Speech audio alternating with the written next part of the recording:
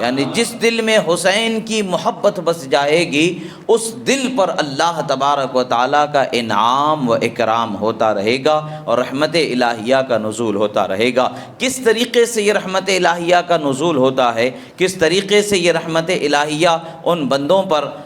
جلوگر ہو جاتی ہے، اس کا ایک مشاہدہ ہمیں یوں سمجھنے کو ملتا ہے کہ جب حضرت امام علی مقام اور آپ کے رفقا اعوان و انصار کے سرہائے مبارکہ کو یزید کے دربار میں پہنچانے کے لیے کوفہ کی سرزمین سے دمشق کی طرف جب رواں دواں تھا، قافلہ رات کے وقت پر ایک مقام میں رک جاتا ہے جہاں ایک گرجا چرچ جسے کہتے ہیں بنا ہوا تھا، اس کے سامنے کچھ میدان تھا، وہاں پر قیام کیا جاتا ہے، رک جاتے ہیں۔ رکنے کے لیے مسافروں کے لیے ٹھہرنے کے لیے کچھ انتظام تھا وہاں پر، تو وہ لوگ رک گئے۔ شاہ عبدالعزیز محدث دہلوی رضی اللہ تعالی عنہ نے یہ لکھا سر الشہادتین میں کہ وہ نبیذ پی رہے تھے، مگر امام ابن کثیر نے یہ لکھا کہ یشربون الخمر، انہوں نے لکھا کہ وہ شراب پی رہے تھے۔ بہرحال وہ اس وقت پر سکون سے، فرحت و شادمانی سے، اپنے اس کیے پر کسی پچھتاوے کے بغیر کھانے پینے میں مشغول تھے، اور اہل بیت اطہار کی پاک باز خواتین کو زنجیروں سے جکڑ رکھا تھا، سرہائے مبارکہ کو نیزوں پر لگا رکھا تھا۔ جب اس پادری کو پتہ چلا، اس نے سوچا کہ یہ کون لوگ ہیں۔ جب اس نے پوچھا کہ آخر یہ کن سروں کو لے جا رہے ہو، یہ کن قیدیوں کو لے جا رہے ہو، کہاں جا رہے ہو، کہا کہ حکومت کے باغی تھے، باغیوں کو قتل کیا گیا اور باغیوں کے سروں کو لے جایا جا رہا ہے، اور باغیوں کے گھروں کی عورتیں ہیں ان کو قیدی بنا کر کے لے جایا جا رہا ہے۔ اس نے پوچھا کہ بھائی یہ ہیں کون، ان کا عطا پتہ کچھ ہے کہ نہیں ہے؟ جب ان کو بتایا گیا کہ یہ حسین ابن علی،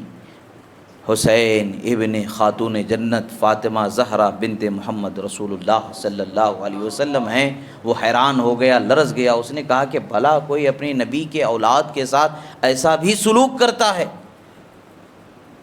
اس سر امام حسین کی عظمت اس کے دل میں جلوہ گر ہو گئی، امام حسین کے سر کی محبت اس کے دل میں جلوہ گر ہو گئی۔ اس نے 10,000 دینار دے کر کے جو لشکر، جو قافلے کا سردار تھا، اس سے اس نے کہا کہ مجھے ایک رات بھر آپ لوگ رکو گے، صبح سفر کرو گے، مجھے ایک رات اس سر کو ادب و احترام کے ساتھ اپنے ایک خاص حجرے میں رکھنے کا موقع دے دینا، اور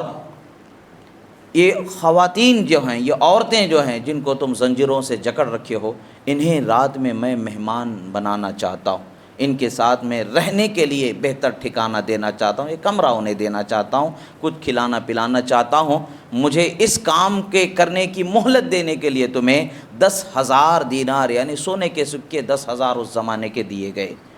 وہ تو تھے ہی درہم و دینار کے بندے، وہ تو دولت کے ٹکڑوں کے لیے جب انہوں نے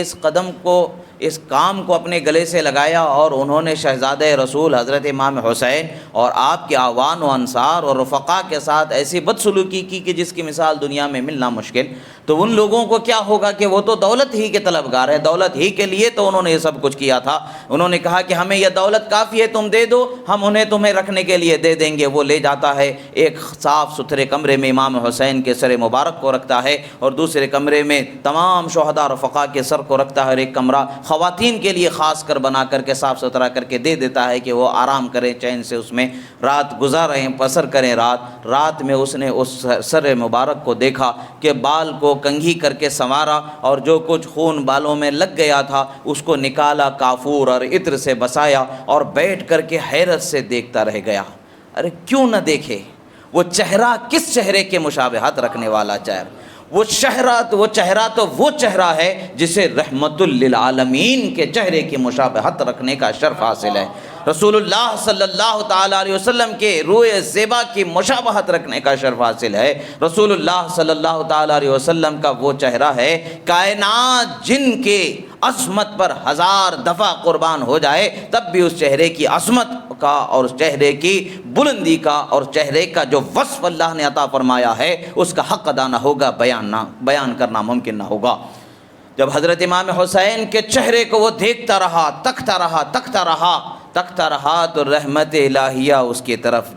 بڑھنے لگی. اس کے دل میں اللہ تعالیٰ نے ہدایت قبول کرنے کا نور جاری فرما دیا. آنکھ سے پردوں کو ہٹا دیا گیا, حجاب کو اٹھا دیا گیا. اس نے دیکھا کہ آسمان سے مسلسل ایک نور اس سر مبارک پر برستا جا رہا ہے, برسایا جا رہا ہے, برسایا جا رہا ہے. جب اس نے اس نور کو اس سر مبارکہ پر برستے ہوئے مشاہدہ کر لیا, دیکھ لیا, تو اس کے زبان سے بے ساختہ لا الہ الا اللہ محمد الرسول اللہ جاری ہو گیا اور کلمہ پڑھ کر کے اسلام قبول کر لیا. اسی لیے تو شاعر نے کہا ہے کہ ملے گی جنت پیے گا کوثر اسی کو محشر میں چین ہوگا. ملے گی جنت پیے گا کوثر اسی کو محشر میں چین ہوگا. نبی محبت کریں گے اس سے جس کے دل میں حسین ہوگا. نبی اکرم صلی اللہ تعالیٰ علیہ وسلم کی نظر رحمت جب ان پر ہو جاتی ہے, وہ قلوب مبارکہ بن جاتے ہیں جن قلوب میں اہل بیت کی محبت کو بسا دیا جاتا. اور وہ اسلام سے اس کا رشتہ نہیں تھا, لا الہ الا اللہ محمد الرسول اللہ اس کلمے سے اس کا رشتہ نہیں تھا, اللہ کے کلام قرآن مجید سے اس کا رشتہ نہیں تھا, اللہ کے رسول کی احادیث مبارکہ سے اس کا رشتہ نہیں تھا, مگر اس نے رشتہ بنایا تو صرف اور صرف امام حسین کے سر مبارک کی محبت سے اس نے رشتہ بنایا. تو اللہ تبارک و تعالیٰ نے اسے ہدایت کا ایسا چشمہ عطا فرما دیا کہ اسے آنے والی نسلوں تک قیامت تک کے اس عظمت کو سلام کرتے ہوئے عاشقان امام حسین یاد کرتے رہیں گے کہ ایک وہ شخص تھا جو کافر تھا, مگر امام حسین سے محبت کرنے کے بدلے میں اللہ تبارک و تعالیٰ نے اسے ایمان عطا فرما دیا تھا. وہ اہل ایمان بنا دیا گیا, جنت میں داخل کیا جائے گا, اور بے شک قیامت میں کیسا نوازا جائے گا, کس قدر اسے نوازیں گے. اور ہم تو یہ کہتے ہیں کہ ہر ماں جب اس کے لخت جگر کے ساتھ اس کے بیٹے کے ساتھ کوئی اچھا سلوک کرتا ہے تو وہ تو ان کے اس اچھے سلوک کے لیے سر سے پیر تک کے اس کا بدلہ چکانے کے لیے تیار رہتی ہے, اس کے لیے احسان کرنے کے لیے تیار رہتی ہے. ایک دنیا کی عام سی ماں کی جب یہ حالت ہے تو پھر وہ کون ہے ماں جس کو رسول اللہ نے سیدۃ نساء العالمین فی الجنہ کے خطاب عطا فرمایا ہے. اور وہ عظیم ہستی ہیں جب قیامت کے دن اپنی چادر کو پھیلا کر کے رب تعالیٰ کی بارگاہ میں عرض کریں گی کہ پروردگار اس نے میرے بیٹے کے ساتھ اس نے سلوک کیا ہے, آج اس شہید بیٹے کی ماں تیری بارگاہ میں چادر پھیلایا ہے, اسے بدلہ عطا فرما. تو کتنا بدلہ عطا کیا جائے گا, کیسے نوازا جائے گا. قیامت کا وہ دن پورا ختم ہو جائے گا مگر اندازہ نہیں لگایا جائے گا کہ کیسے بدلہ چکایا جائے گا. اللہ تعالیٰ کی بارگاہ سے وہ نعمت انہیں ملنے والی ہے. یہ ہم تصور میں کہتے ہیں کہ اگر ایسا معاملہ ہو جائے تو کیا ہوگا, اور ان کریم ہستیوں سے ایسا تو بعید نہیں کہ احسان کرنے والوں کے ساتھ وہ وفا نہ کریں. بلکہ رسول اللہ صلی اللہ تعالیٰ علیہ وسلم نے فرمایا کہ میری اہل بیت کے ساتھ بھلائی کرو, اگر میری اہل بیت تمہارے اس بھلائی کا بدلہ نہ دے سکیں تو خیر ہو جائے, کوئی مسئلہ نہیں, کوئی پریشانی کی بات نہیں. قیامت کے دن ہر بھلائی کا تمہارے میں بدلہ چکانے والا ہوں, میں تمہیں ان نعمتوں سے سرفرازی دلانے والا ہوں. تو ادھر تو خاتون جنت دلانے والی ہیں, ادھر حیدر کرار دلانے والے ہیں, حضرت سبت مصطفیٰ امام حسن مجتبیٰ دلانے والے ہیں, خود شہید کربلا دلانے والے ہیں. کیسی کیسی نعمتیں اس بندے کو ملیں گی, کیسی کیسی عظمتیں اس بندے کو ملیں گی, اس کا ہم اندازہ ہی نہیں لگا سکتے.